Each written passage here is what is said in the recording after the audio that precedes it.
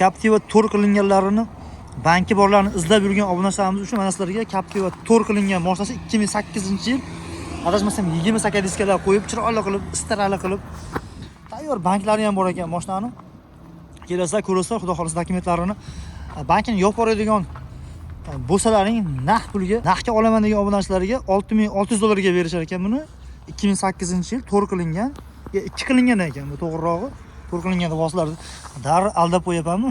Xo'p, yaxshi bolalar bor ekan, holatlari yaxshi. 3.2 motor bu. 3.2 motor, holati chiroyli bo'lib turibdi.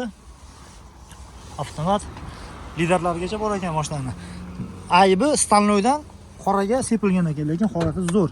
Adashmasam propanda bu. Propanda turibdi. Faqat detskisi yo'q ekan. O'sha yuk tashigan bo'lsalar, o'sha paytda nima qilishgan ekan o'ziga. Motor yaqinda yangi qo'yilgan, dokumentlarni qo'yilgandir. Hamma yo'q tiniq. O'zingiz kelsa, ko'rasiz, aqlsiz ofislaring bo'ladi. Eng qiziq joyi mashinani $1350 puli bo'lsa, kelishasizlar, berib olib ketasizlar. 1350 dan uzul kesil umuman kami yo'q ekan mashinani. Hozirga bitta grafiki bilan tanishtirib boraman.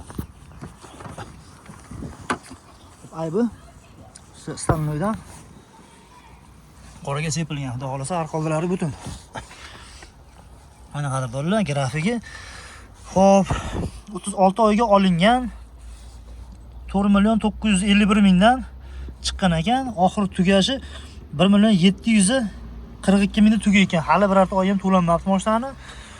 16-chestodan boshlab to'lab davom ettirib ketish kerak ekan. $1300 berganlardan keyin 16-chestodan bu mashinani bank keladi, davom ettirib ketishlaring bo'ladi. Qolgan adreslari hozircha buniki Qo'qonda turibdi mashinani. Xudo xolasa dokument sohasida muammo yo'q. Naqd pulga olamanlaring $6600 ichida banklarini yopib, xudo xolasa qolgan dokumentlarni qilib berishaveradi. Pidar mashinani istarasi yaxshi turibdi.